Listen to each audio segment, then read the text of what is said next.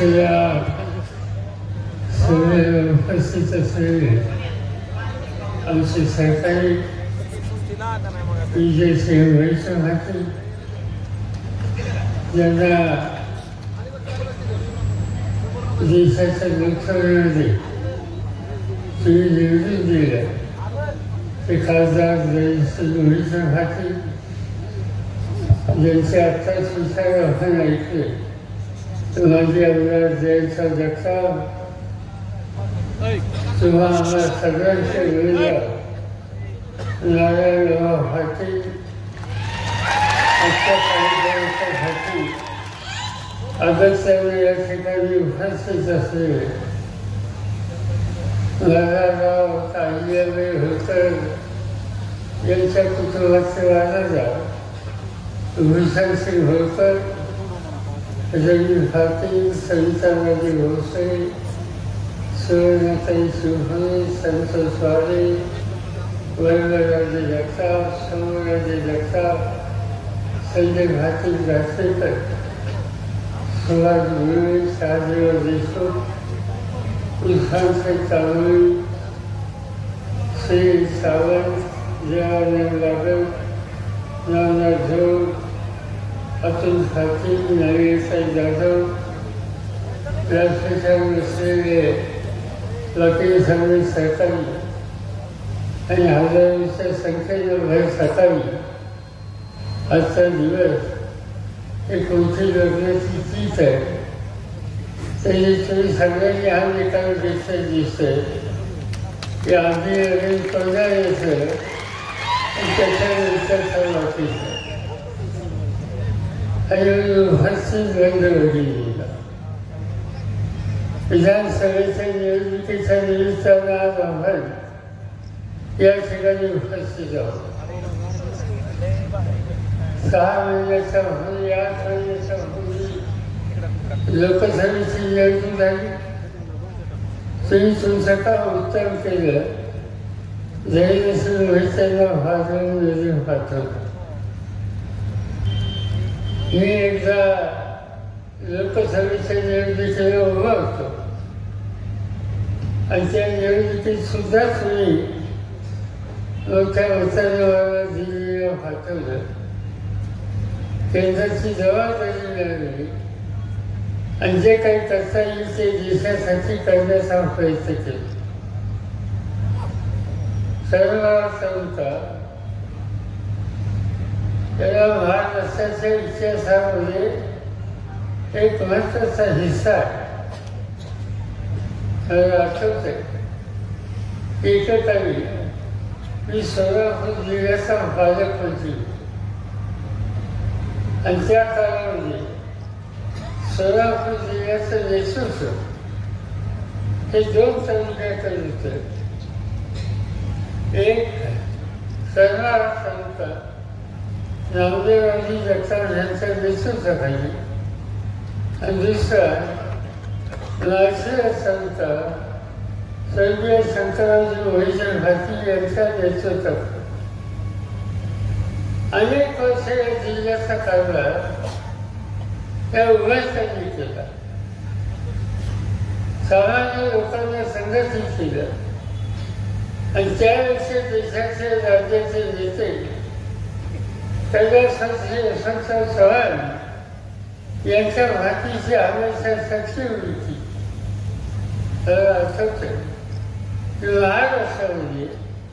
महाराष्ट्राच्या विधानसभेने कैलासवासी यशवंतराव चव्हाणांच्या प्रखर असलेल्या व्यक्ती याची जर आपण नोंद केली तर नामदेव जगतापांच्या नावाशिवायची कधी पुढे होत नव्हती आणि नेतृत्व स्वीकारलं तर त्याला साथ द्यायची त्याच्या समजूत करायची नाही ही भूमिका सर्वार तालुक्यांनी नेहमी घेतलेली होती आणि त्यावेळेचं कधी असं झालं तर नामदेवांची आठवण पहिल्यांदा होते की ज्यांनी त्या जिल्ह्याचं नेतृत्व केलं जिल्हा परिषदेला अध्यक्ष स्थापना आणि त्या प्रगतीसाठी अखंड भागानं प्रयत्नाची भागासाठी आणि मला आनंद एका गोष्टीचा आहे, तो वारसा चालवण्यासाठी जयाचं असतील त्याचं सहकार्य असतील, त्यांनी ती भूमिका आजपर्यंत जतन करून ठेवलेली आहे. त्याच्याबद्दल त्यांना मी अंतःकरणात हसून या ठिकाणी धन्यवाद देऊ इच्छितो.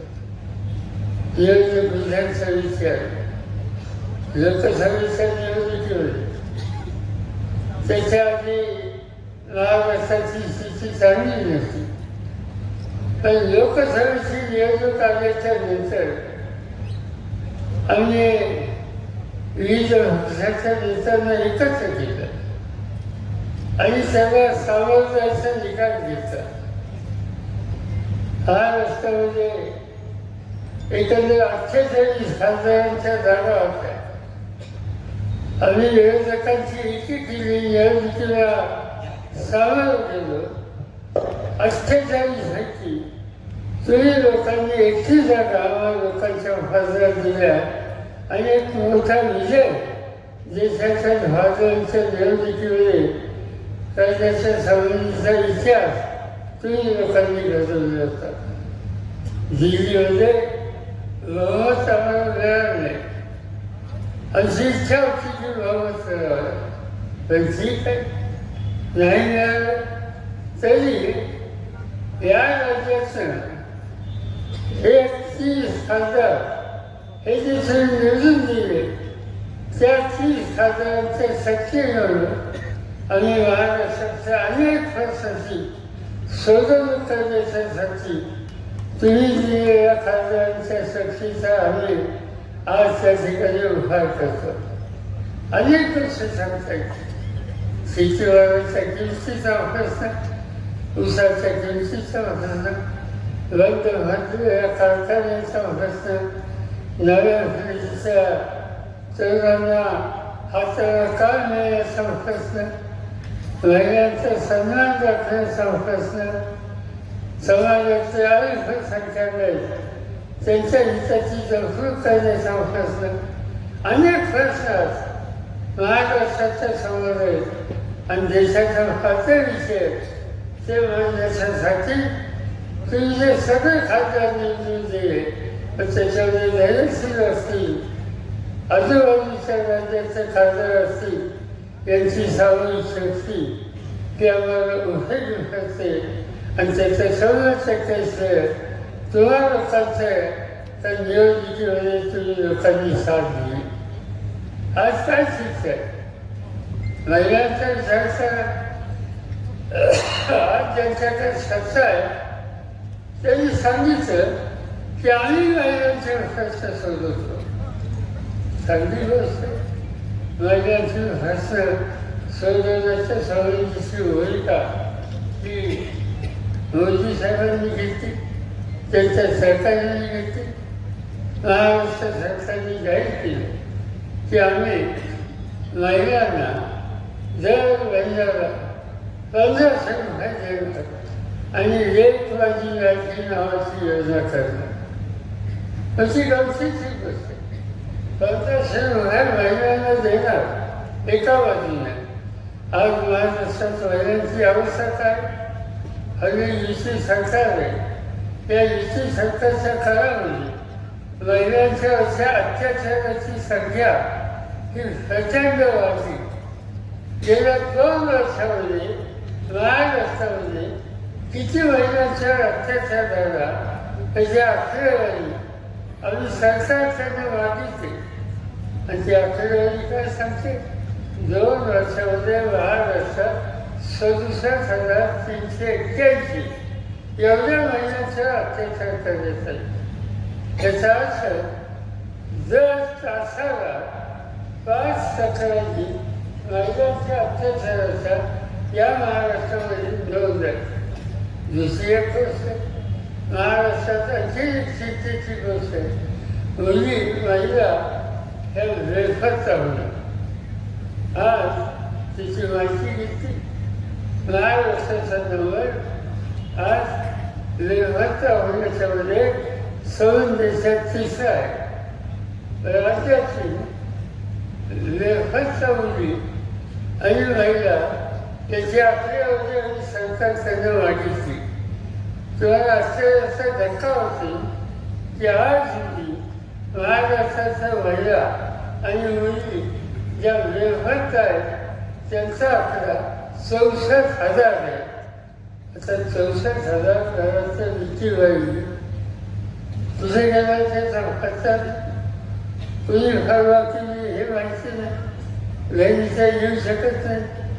एका बाजूने अत्याचार आणि दुसऱ्या बाजूला हा लेखनाचा अभ्यासाचं संकट. याचा अर्थ एकच आहे की स्त्रियांचं संरक्षण करण्यासाठी आज ज्यांच्या हातामध्ये राज्य आहे त्यांच्याकडून हा प्रश्न सोडवला जात नाही. आमच्या बहिणींचं आमच्या मुलींचं रक्षण जे सरकार करू शकत नाही त्यांना सत्य बसण्याचा अधिकार नाही. हा अधिकार पुण्याच्या निवडणुकीवरून घेतला. आज या ठिकाणी येत असताना बघत होतो मोठ्या संख्येनं या सगळ्यावर जाण्यासाठी तरुणांची यादी. अनेक तरुण त्या ठिकाणी येत होते या सभेच्यासाठी. या तरुणांना बघितल्याच्यानंतर एका बाजूला मला आनंद होतो की उद्या राज्याची शक्ती आहे आणि ही शक्ती आपण राज्याच्या हितासाठी वापरू शकतो तर राज्याचा चेहरा बदलण्याची ताकद या तरुणांच्यामध्ये आहे. पण दुसऱ्या बाजूला मला चिंता अशी वाटते की आमच्याकडे तरुण नाही. शाळा काढल्या कॉलेजेससाठी या शहरामध्ये यशवंतराव चव्हाणांच्या नावानं महाविद्यालय चालू आहे. तिथून विद्यार्थी शिकतात.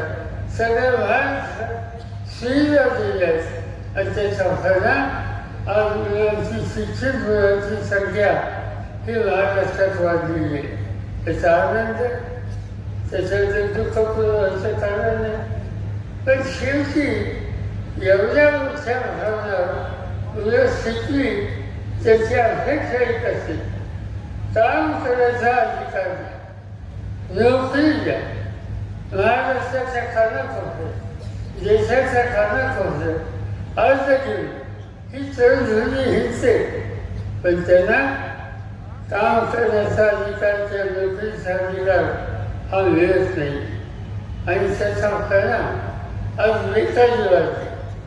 आज आमच्याकडे माहिती असते की राज्यामध्ये उद्योग विभाग आणि रोजगार विभाग हे 2 विभाग आहेत सरकारचे. आणि या 2 विभागाकडे 62 लाख तरुणांनी नोकरीच्यासाठी नोंद केली. याचा अर्थ शिकलेल्या 62 लाख मुलांना या राज्यात नोकरी मिळू शकत नाही. कशासाठी राज्य चालवायचं? जे राज्य करते त्यांची जबाबदारी या संबंधी काही ना काहीतरी करायचं. पण या तरुणांच्याकडं जिंकून बघायची तयारी आजच्या राज्यकर्त्यांची नाही. आणि त्यावेळेस तरुणांच्यामध्ये एक प्रकारची निराशा ही होते. आणि निराश झालेल्या तरुणाई ही शेवटी देशाच्या दृष्टीनं चिंताजनक स्थिती तयार करते. आणि त्यामुळं जर तुमच्या हाताला काम देऊ शकत नाही त्या लोकांच्या हातात सत्ता द्यायची नाही. उद्या सगळा या तरुण झालेला काम द्यायचा अधिकार हा दिला पाहिजे आणि त्यासाठी पावण्यासाठी पाहिजे. तिसरा वर्ग अतिशय महत्वाचा आहे. असं 2 लोकांचा आहे. शेतकरी सवाल. आज काय चित्र दिसत? आज चित्र असं दिसतंय की शेतकऱ्यांच्यामध्ये आत्महत्या वाढतात. किती आमदार पद्धतीने आम्ही माहिती घ्यायचा प्रयत्न केला. आज गेल्या 2 वर्षामध्ये महाराष्ट्रामध्ये 20,000पेक्षा जास्त शेतकऱ्यांनी आत्महत्या केली. जीव दिला. जीव देणं काही साधी घर उद्ध्वस्त होतं. अनेक संकट घरी येतात. हे असताना सुद्धा शेतकरी जीव देतो. कशामुळे? त्याचं कारण असं खवामध्ये गेल्यानंतर खर्च. यवतमाळ जिल्ह्यामध्ये एकाने जीव दिला. शेतकरी कुटुंबात होता. मी चौकशी करायला मुद्दाम व्यवस्थाला गेलो. ज्याच्या घरात जीव दिला होता त्याच्या घरची चौकशी केली. त्याची बायको होती, एक मुलगा होता, एक मुलगी होती.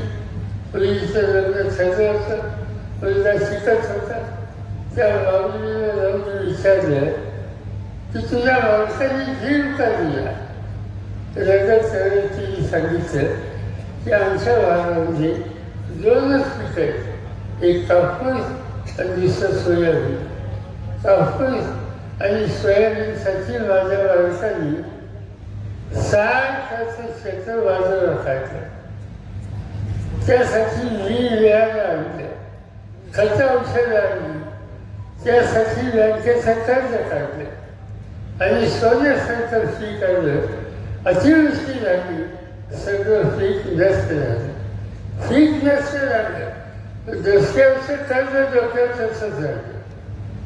दुसऱ्या वर्षी माणसाने लँड पैसे देत नव्हती, तर तो थकबाकी झाला. सोसायटीला पैसे देत नव्हते, त्याचं कारण थकबाकी. तर त्यांनी काय केलं, तो खाजगी सावकाराकडे गेला आणि सावकाराकडे कर्ज घेतलं. पुन्हा 6 एकराचं क्षेत्र आणि परिणाम काय झाला, सोन्यासारखं पीक आलं आणि कपाशीवर लाल्या नावाचा रोग पडतो. तो रोग पडला आणि सगळं पीक उसळलं. त्याचंही होतं जे होतं सावकाराच्याकडे घेतलेलं ते दुसऱ्या तसंच आहे. दोन कर्ज फेडायची हरकत नाही, थकबाकीला कर्ज नाही मिळत नाही, लागलेली गुंतवणूक करण्याची ताकद नाही. आणि असे दिवस चालले. एक दिवशी सावकाराने तगार लावला, माझे पैसे टाक. तो देऊ शकतो. त्याच्या घराची भांडी कोणी बाहेर काढली. त्या ग्रस्ताला ते सहन झाले. मुलीचं लग्न झालं, होई पाहुणे येणारे आणि त्याच्यासमोर घराची भांडी बाहेर काढल्या की आमच्या सन्मानाच्या दृष्टीने अतिशय वाईट गोष्ट आहे. ते त्याला सहन झालं नाही. दुसऱ्या दिवशी बाजारात गेला, इंजिनची वाची घेतली, रसा खाला आणि जीव टाकला. शेतकरी जीव असा दिसतो, काहीतरी चालणार नाही. त्याची शेती उद्ध्वस्त व्हायला. त्यामुळे त्याच्या डोक्याचा खर्च पैशाची ताकद झाली आहे. त्यामुळे नाईलाजाने या सरकारनं दादाची भूमिका आज शेतकरी करायला लागले. आणि ज्या राज्यामध्ये 2 वर्षामध्ये 20,000 लोक, 20,000 शेतकरी आज स्वच्छ करतात. याचा अर्थ राज्यकर्त्यांनी शेतकऱ्यांच्या कष्टाकडे हवं तसं लक्ष दिलं नाही, हाच त्याचा निष्कर्ष आहे.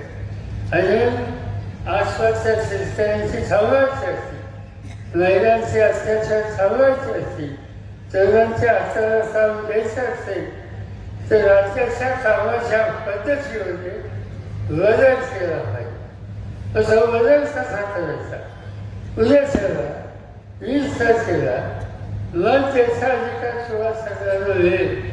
आणि तो अधिकार मिळाल्याच्या नंतर त्या अधिकारानुसार तुम्ही मतदान केंद्रात जाणे आणि जी मतदास्तिका तुमच्यासमोर असेल ती आज शेतकरी असेल, महिला असेल, सर्व असेल यांच्या भविष्याची सुरक्षा करण्याची ताकद महाविकास आघाडी या संघटनेच्याकडे आहे.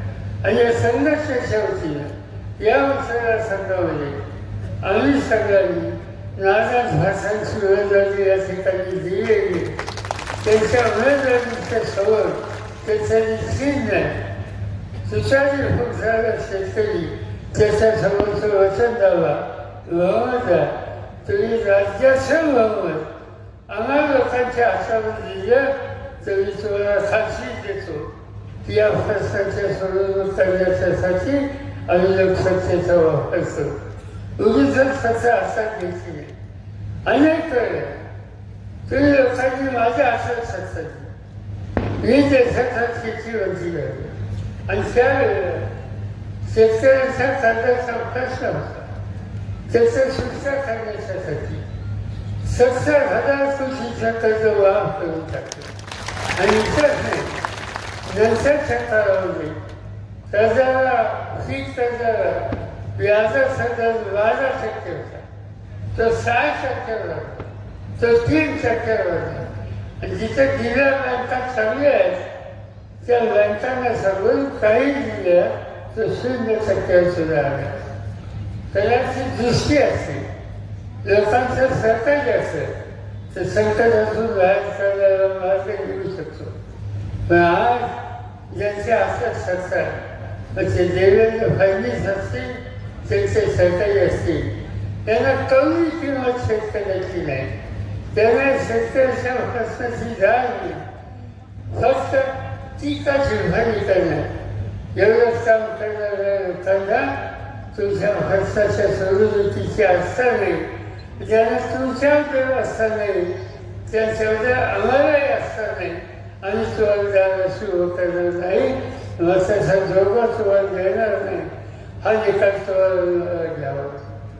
अनेक गोष्टी सांगता येतील, साधी गोष्ट वल्लभदेवी कारखाने ते लाईनी कसे लावायचे हा प्रश्न, कुर्दुलरे लेन वगैरे पाणी सोडणं आणि श्रीरामध्ये उभारणं ही कामं आहेत आमच्या आधी. आज इथे जे आमदार आहेत, शेजारचे जे आमदार आहेत, त्यांना अनेक वर्षांनी लोकांनी मदत केली, लोकांच्या प्रश्न सोडून असा शब्द दिला, प्रामाणिकपणानं संघर्षावर राहू असं सांगितलं गेलं. तर आज तुझ्या गायब जागीच करत नाही.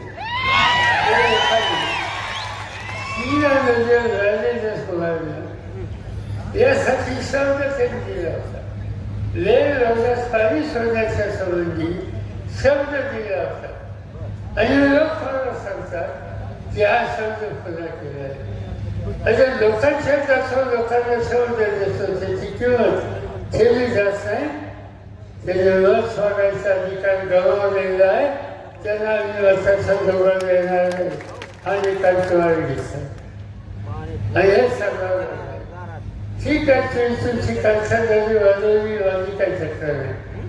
ही तर ज्या काळात या जिल्ह्याचा संघर्ष वर्षी होतो त्या वर्षामध्ये रेकॉर्ड करा जास्तीत जास्त पैसे दादा सांगतील किंवा सरकारी सांगतील त्यांना मी दिलं.